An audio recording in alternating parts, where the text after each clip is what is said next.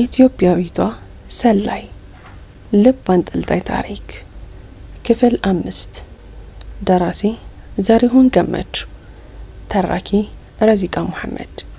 ለሚስክ ዩቲዩብ ቻናሌ አዲስ ከሆናችሁ ላይክ፣ ሼር፣ ሰብስክራይብ በማድረግ ቤተሰቦች ልትሆኑ በአክብሮት ጋብዛችኋለሁ። ቪዲዮን ላይክ በማድረግ ጀምሩ። ኑሐሚንና ወንድሟ ሁለቱም ትናንትና ቀኑን ሙሉ ለምነው ባጠራቀሙት ብር አንዳንድ ሻማ ገዝተዋል። እሷ ሻማውን የገዛችው ለወላጆቿ ሙት ዓመት መታሰቢያ ለማብራት ሲሆን ወንድሟ ደግሞ ሻማውን የገዛው የሷን የልደት ክብረ በዓል ለማክበር ነበር። ኑሐሚን እማዬ ነች ወይስ አባዬ ነው በጣም ይናፈቅሽ ብሎ ጠየቃት። ያ ጥያቄ ከምትወደው ወንድሟ አንደበት ሲመጣ ምን አይነት ጥልቅ ሐዘን ተሰምቷት እንደነበረ ዛሬም ድረስ ስሜቷ ልቧ ላይ አለ። በወቅቱ ለጥያቄው መልስ ከመስጠቷ በፊት እንባ ባቀረዘዙ አይኖቿ ለረጅም ደቂቃዎች ነበር ወንድሟን አተኩራ ያየችው። ከዛ ቀዝቀዝ ብላ ሁለቱም ናቸው የናፈቁኝ፣ እማዬና አባዬ ብቻ ሳይሆኑ የድሮ ቤታችንም ጭምር ናፍቆኛል። የድሮ አንተም ናፍቀኸኛል። እሱም በአንደኛው ጉንጩ ብቻ እንባው እያራገፈ እኔም ሁሌ እንዲህ ልብስሽ ተቀዳዶና ቆሻሻ ለብሰሽ ሳያዝናለሁ እና አባዬ ያሉ ትለብሻቸው የነበሩ ልብሶች ትዝ ይሉኛል። ጸጉርሽን ተሰርተሽ ቆንጆ ጫማ አድርገሽ አስብሽና በጣም ትናፍቂኛለሽ። ሁሌ በህልሜ አንቺን ሳይ እንደዛ ቆንጆ ሆነሽ ነው የማየሽ። ያ ንግግሩ ደግሞ ይበልጥ ስሜቷን እንዲፈራርስና አምረራ እንድታለቅስ ነበር ያረጋት። ከዛ እንደምንም ለመረጋጋት ከሞከረሽ በኋላ ናኦል ስትል ጠራችሁ።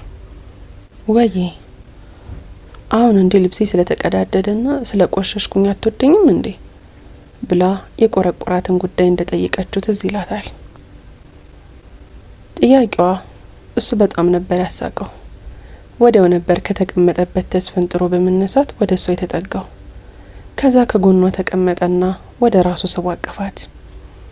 በዛ ልስልስና ጣፋጭ አንደበቱም እንደውም በጣም የምወድሽ አሁን ነው።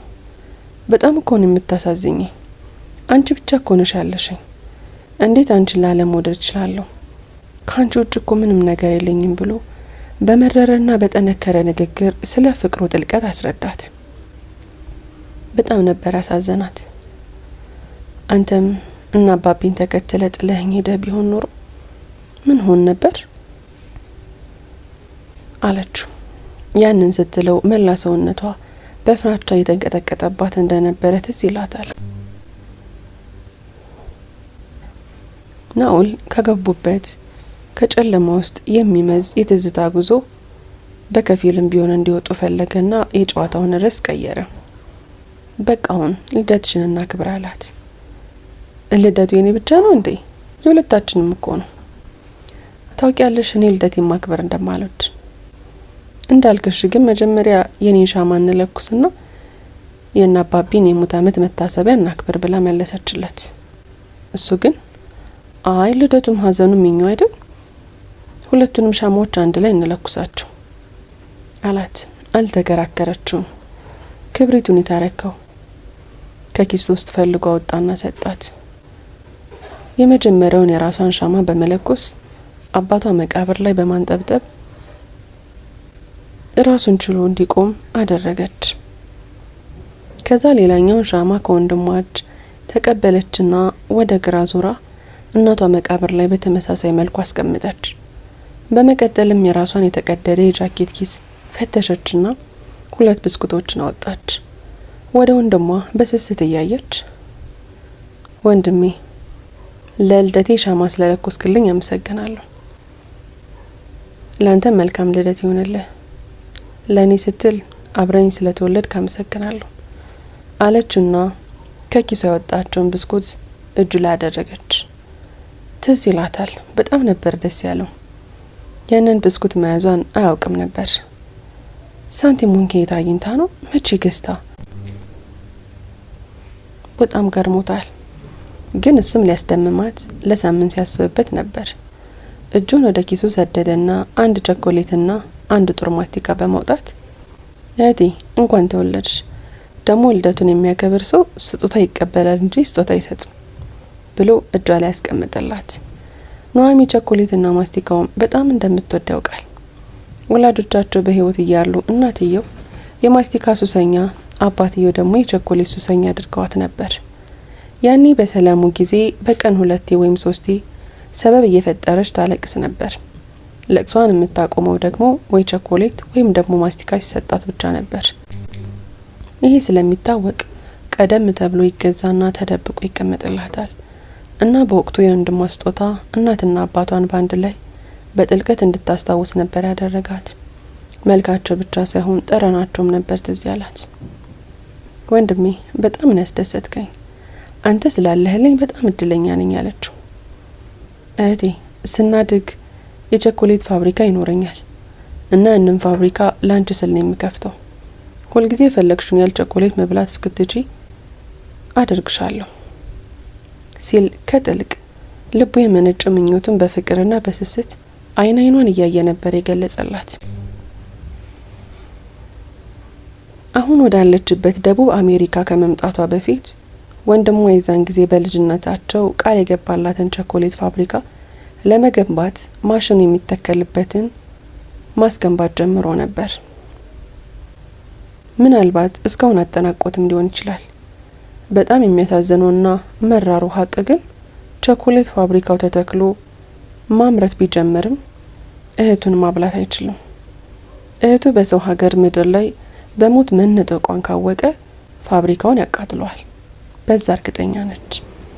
በወቅቱ በዛ የልጅነት ጊዜያቸው በወላጆቻቸው መቃብር ስር ስለ ቸኮሌት ፋብሪካው ቃል ሲገባላት ወንድሜ ቸኮሌት ፋብሪካ ለመክፈት እኮ ብዙ ብር ነው የሚያስፈልገው፣ ሀብታም መሆን አለብህ፣ ያ እንዴት ሊሆን ይችላል ብላ ጠየቀችው። ወንድሟ እጆቹን ዘርግቶ ግራና ቀኝ ትከሻዋን በመያዝ ትኩር ብሎ አይኖቿን አየና አዎ ሀብታም መሆን አለብኝ፣ እኔ ብቻ ሳልሆን አንቺም ሀብታም መሆን አለብሽ። ለኛ ሀብታም መሆን የግድ ነው። እኔ ላንቺ ስል ሀብታምና ብዙ ብር ያለው ሰው መሆን እፈልጋለሁ፣ አንቺም ለኔ ስትይ እንደዛው ሀብታም መሆን አለብሽ ነበር ያላት። እንዴት ግን? ትምህርታችንን ከ3ኛ ክፍል እንዳቋረጥን ነው። ሳንማር እንዴት ሀብታም ልንሆን እንችላለን?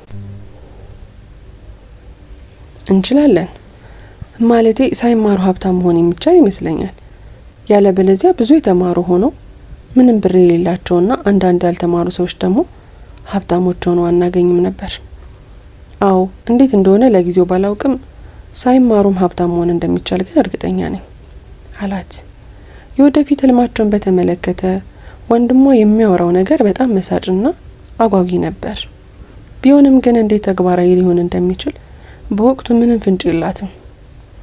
ግን ደግሞ የወንድሟን ንግግር የሞኝ ቅዠት አድርጋም አልወሰደችውም። ወንድሟን አይደለም በዛን ጊዜ አሁንም ታምነዋለች። ከፍቅር የመነጨ እምነት፣ እርግጥ እሷም ከሱ ጋር ተቀራራቢ የሆነ ሀሳብ ሁሌ በውስጧ ታንሰላስል ነበር። ስታድግ የተወለዱበትንና ያደጉበትን የወላጆቿን ቤት መልሳ መግዛት የዘወትር ምኞቷ ነበር። አዎ በወቅቱ ቤቱን ያባታቸው የልብ ጓደኛ በነበረ ሰው ባለቤትነት ተይዟል። ወላጆቻቸው ሞተው ወር እንኳን ሳይሞላው ነበር ከመሞቷ በፊት ለስራ ብሎ ብዙ ሚሊዮን ብር ተበድሮኛል ብሎ የተናገረው። ብዙም ሳይቆይ የተናገረውን የሚያረጋግጥለትን ሰነድ አቀረበ። ከዛ በቀላሉ በፍርድ ቤት ከሷቸው ወላጆቻቸው ሞተው በተቀበሩ በ3ኛው ወር ቤቱን ተረከበ። ለሱ ቀርቦ የሚከራከርላቸውም ሆነ ወስዶ የሚያሳድጋቸው አንድም የቅርብ ዘመድ ስለሌለ ሰውየው ጎዳና ጣላቸው የሚለውን የሰው አፍራቻ በመፍራትም ወስዶ ለማደጎ ቤት አስረከባቸው። ኑሐሚ በዛ ጮርቃ እድሜዋ ላይ ሆና እንኳ ያ ሁሉ የታወሳት ቲያትር መሰል አሻጥርን ፈጽሞ አትረሳውም። ያንን ቤት በጣም ተወደዋለች። ልጅነቷ ያለው እዛ ቤት ውስጥ ነው። ሳቅና ደስቷ እዛ የሆነ ቁም ሳጥን ውስጥ ወይም የሆነ ኮሜዲን ውስጥ የተቆለፈበት ነበር የሚመስላት እና አንድ ቀን ተሳክቶላት ያንን ቤት ማስመለስና የራሳቸው ማድረግ ብትችል እናትና አባቷንም በከፊልም ቢሆን ከሞት ዓለም ማስመለስ እንደሆነ አድርጋ ነበር የምትቆጥረው። ዘወትር ትንሽ በከፋት ቁጥር የሚተኙበትን መኝታ ቤት ትዝ ይላታል።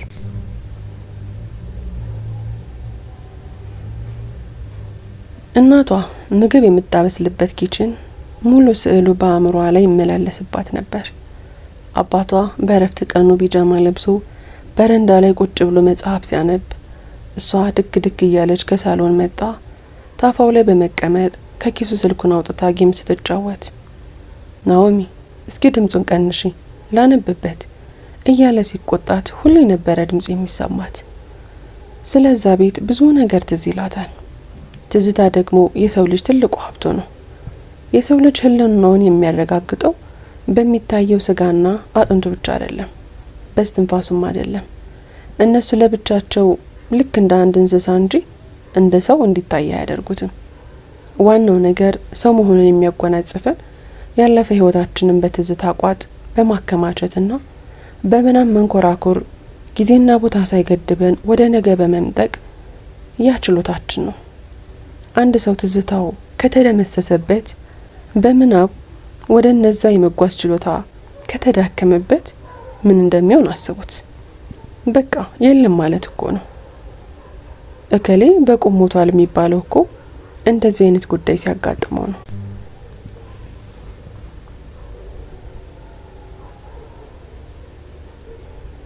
ትዝታው ሲዛባበት፣ ምናብ ሲከስምበት፣ በዛኔ መከራ ጊዜያቸው አንዳንድ ወንድሟን ለምና ወደ ድሮ ሰፈራቸው ይዘው ትሄድና በሩቅ ሆነው ግቢውን ይዞሩት ነበር።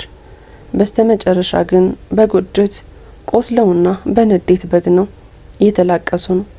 አንደኛው ሌላውን እያጽናና ሰፈሩን ለቀው ይመለሳሉ። ናኦል እሷ እያስገደደችው እንጂ እዛ ሰፈር መሄድ አይወድም ነበር። ጭራሽ ስለዛ ቤት ማሰብ አይፈልግም።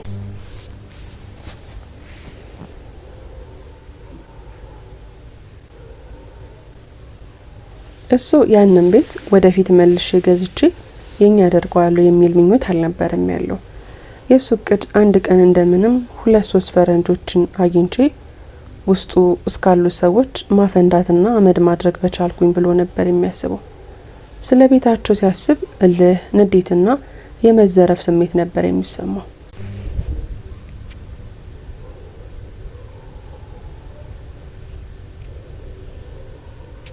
የተዘረፉት ንብረት ብቻ እንዳልሆነ ያውቃል። እናትና አባታቸውንም ጭምር ተዘርፈዋል። ነገሩን ከእህቱ ጋር አንስቶ አያወራበት እንጂ የወላጆቹ ሞት ላይም ከፍተኛ ጥርጣሬ አለው። እራሳቸውን አጠፉን የተባለው የገዛ መኝታቸው ላይ ማታ በተኙበት ጠዋት ደርቀውን የተገኙት ከመጠን በላይ መድኃኒት በመውሰዳቸው ለመሞታቸው ዋነኛ ምክንያት እንደሆነ በሐኪም ተረጋግጧል። እርግጥ የዛን ሰሞን ጉንፋን መሰል በሽታ እንደ ወረርሽኝ ገብቶና እነሱም ታሞ ስለነበረ በተከታታይ የሚወስዱት መድኃኒት ነበር። ግን እንዴት ለሞት እስኪ ዳርጋቸው ድረስ ከመጠን በላይ መድኃኒቱን ሊወስዱ ቻሉ? ይሄ ናኦልን ብቻ ሳይሆን ብዙ ትልልቅ ሰዎች የማይቀበሉት ነገር ነው። ከወላጆቹ ግድያ ጀርባ ያለውን እውነት ለማጣራት ከፍተኛ ፍላጎት አለው። ያንን ለማድረግ ደግሞ ኃይል ያለው የተናገረው የሚደመጥለት ያዘዘው የሚከውንለት ቆፍጠን ያለ ሰው መሆን እንዳለበት ቀድሞ ነበር የገባው። ኃይል ከስልጣን ወይ ከገንዘብ ነው የሚገኘው። ያንን ከጎዳና ህይወት ባሳለፋቸው ጊዜያቶች የተማረውና የገባው ነገር ነበር። ለዛ ነው በወቅቱ ለገንዘብ ከፍተኛ ፍቅርና ፍላጎት ያደረበት። እህቴ ስሚ፣ እንማራለን። ደግሞ እንዳልኩሽ ባንማርም በሆነ መንገድ ብቻ ሀብታም መሆን አለብን። ግን ዋናው ሁሌ አብረን መሆናችን ነው። መተሳሰብና መረዳዳት አለብን። ሁለታችን ከተጋገዝን ያልኩሽን እናሳካለን ነበር ያላት። እሺ እንዳልካለችና በድጋሚ ተንጠራታ ጉንጮ ሳመችው። የሰጣትን ቸኮሌት ሽፋን ላጠችና ግማሹን ቆርሳ ቀበለችው። እረ እኔ ጣፋጭ እንደማልወድ አታውቂም? ብስኩት ነው የምበላው በማለት የብስኩቱን ላስቲክ በጥርሶች መካከል አስገብቶ መቅደድ ጀመረ። ወንድሜ ደግሞ ቸኮሌት አሁን እምቢ ይባላል? ላንቺ ነው እምቢ የማይባለው፣ ለኔ ይባላል እንደ ማኩረፍ አለችና ከቸኮሌቱ እየቆረሰች አፏ ውስጥ በመክተት ጣዕሙን በፍቅርና በጥሞና እያጣጣመች ትውጥ ጀመር። እዛ ሲያወሩና ሲጫወቱ ዋሉ። ፀሐዩ በረድ ማለት ሲጀምር አሁን እና አባዬን ተሰናብተን እንሄድ አላት። ሁለቱም እናትና አባታቸው መቃብር መካከል እንደተቀመጡ እጆቻቸውን ዘርግተው አንደኛው መዳፋቸውን እናታቸው መቃብር ላይ ሌላኛውን ደግሞ አባታቸው መቃብር ላይ አደረጉ። ናኦል ነበር ቀድሞ ማውራት የጀመረው። እማዬ፣ አባዬ፣ እኛ በጣም ሰላም ነን። እንዴት እየኖሩ ነው ብላችሁ ስለኛ ትጨነቁ። እኔና እህቴ ጎበዞች ሆነናል። ወደፊት ትልቅ ስንሆን ይህንን የመቃብራችሁን ስፍራ በእብነ በረድ የሚያምር አድርገን እናሰራቸዋለን። ደግሞ እየመጣን እንጠይቃቸዋለን። ኑሐሚ ተቀበለችው። አዎ ወንድሜ እንዳለው ስትናፍቁን እየመጣን እንጠይቃቸዋለን። ያው ቶሎ ቶሎ የማንመጣው እናንተም ሁለት ስለሆናችሁ እርስ በርስ እንደኔና ወንድሜ እንደምታወሩና እንደምትጫወቱ ስለምናምንና እንደማይደብራችሁ ስለምናቅ ነው። በሉ መልካም ልደት ስላላችሁ ደስ ብሎናል። እንወዳችኋለን። አልፎ አልፎ ስትናፍቁን እየመጣን እንጠይቃቸዋለን። ንግግሯን አጠናቀቀችና የወንድሟን እጅ በመያዝ ከተቀመጠችበት ተነሳች። ቀስ እያሉ መቃብሩን ስፍራ ለቀው በዝግታ እርምጃ ማዝገም ጀመሩ። በትዝታ ወደ ኋላ ተመልሳ ጥልቅ ሐዘን ውስጥ በመግባት እንባዋን እያዘራች ባለችበት መጥፎ ሰዓት በርካታ የእግር ኮቴ፣ የመሳሪያ ጭላንጭል፣ ወዲያው ደግሞ የበራፍ መከፈት ድምጽን ሰማች። በፍጥነት ጋደም ካለችበት ተነሳችና ተቀመጠች። አንዱ ግማሽ ፊቱ በማረሻ የታረሰ የሚመስል አስፈሪ ፍጡር ገባና በእጁ እንድትነሳ ምልክት ሰጣት። በማይገባት ቋንቋ ለፈለፈ። ቀልጠፍ ብላ ተነስታ ቆመች። ወደ እሷ ተራመደና ክንዷን ጨምድዶ በመያዝ ወደ ራሱ ጎተታት። ደነገጠች፣ ተገረመች። እጁ በጣም ያማል። እጁ ብቻ አይደለም፣ ቁጣውና መኮሳተሩ ራሱ ያማል። አንጠልጥሎ ከጎጆ ወጣትና ወረወራት። ብዥ አለባት። ከ15 የሚበልጡ ጸጉራቸው የተንጨፈረረ ጡንቻቸው የደነደነና ፊታቸው የጨለመ ሰዎች ልክ የሆነ ክፍለ ጦር ለመዋጋት ዝግጁ ሆኖ እንደሚጓዝ አማጺ ቡድን በሰልፍ ተሰልፈው ለጉዞ ዝግጁ ሆነዋል። በፊት ከምታውቃቸው ሌላ ቢያንስ 6 ተጨማሪ ገዳዮች ወደ ስብስቡ ተጨምረዋል።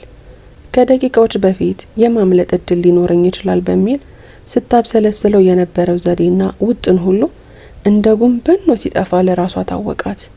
እውነትም ያ ቅድም ምግብ ያቀረበላት ልጅ ጥሩ የሚባል የወዳጅ ምክር እንደመከራት አመነች። ጥቂት እንኳን የማምለጥ ሙከራ ብትሞክር እንደ ፋሲካ ዶሮ 12 ቦታ እንደሚገነጥሏት እርግጠኛ ሆነችና ሽምቅቅ አለች። ምግብ አቅርቡላት የነበረው ወጣት ወደ እሷ ቀረበና በቀደመ ጉዟቸው እንዳደረገው እጇ ላይ ታስሮ ስትጎትተው የነበረውን ሰንሰለት አነሳና ከራሱ እጅ ጋር አቆራኝቶ እንደ ድሮ ባሪያ እየጎተተ በመውሰድ ከሰልፉ መካከል አስገባትና ከኋላዋ ሆነ። ከጀርባ ያለን አንድ ድምጽ በማታውቀው ቋንቋ የሆኑ አረፍተ ነገሮችን ተናገረ። ሁሉም መሳሪያቸውን ለመተኮስ በሚመስል መንገድ አስተካከሉ። ሊያደበላልቁት ነው ብላ ስትጠብቅ በዝግታ ፊት ያለው ሰው እርምጃውን ቀጠለ። ከዛ እያንዳንዱ ሰልፉን እየጠበቀ መንቀሳቀስ ጀመረ። እሷም ልክ እንደ ሌሎቹ ፊት ያለውን በመመልከትና የእርምጃዋን ልክ በማስተካከል መጓዝ ጀመረች። ጉዞ በጣም ፈታኝና አስቸጋሪ ነበር። ከላይ ዝናብ ይዘንባል። ዝናቡ ቀጥታ ወርዶ መሬት አይነካም። እያንዳንዱ ግዙፍ የዛፍ ቅርንጫፍ ላይ ያርፋል። ከዛ ኃይሉን እየቀነሰ ወደ ታች ይረግፍና ሰውነታቸውን ያርሳቸዋል። አብዛኛው ልምድ ስላለው ለቦታው የሚገባ አለባበስ ነው የለበሰው። እሷ ግን ወደ ኤርፖርት ልትሄድ በለበሰችው የተለመደ አይነት አለባበስ ነበር። ሰውነቷ ውስጥ አጥንት የሚሰረስር ጥዝጣዜ የተሰማት ነው። ግን ደግሞ ነፍስን የሚያቀዘቅዝን ፍርሃት ውስጧን እየቆረጠላት ስለሆነ ቅድሚያ የሰጠችው ስለ ምቾት ለማሰብ ሳይሆን ህይወቷን ስለማትረፍ ነው። አብሯት የተቆራኘው ወጣት ቆም አለና ትከሻው ላይ ካንጠለጠለው ቦርሳ ውስጥ አንድ ወፈር ያለ የጥጥ ገበር ያለው ባለ ኮፍያ ጃኬት አወጣና ሰጣት። በፈገግታ አመሰገነችውና እርምጃዋን ሳታቆም ለበሰች። ውድና የተከበራችሁ የምስኪ ዩቲዩብ ቻናል ተከታታዮች ክፍል 6 ይቀጥላል። ታሪኩን ከወደዳችሁት ላይክ፣ ሼር፣ ሰብስክራይብ ማድረጋችሁን እንዳትረሱ። በቀጣይ ክፍል እስከምንገናኝ በያላችሁበት ቀንና ሌላችሁ ሸጋ ይሁንልኝ።